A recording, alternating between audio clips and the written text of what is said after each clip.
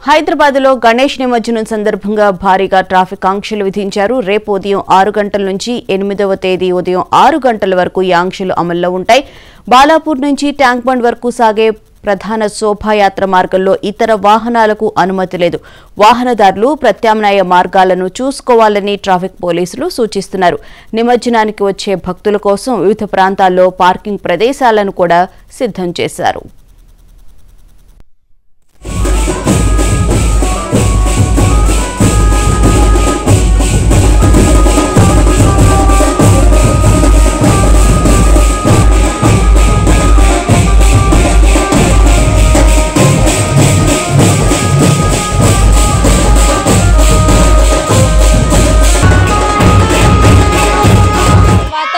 పెద్ద పెద్ద వినాయకులను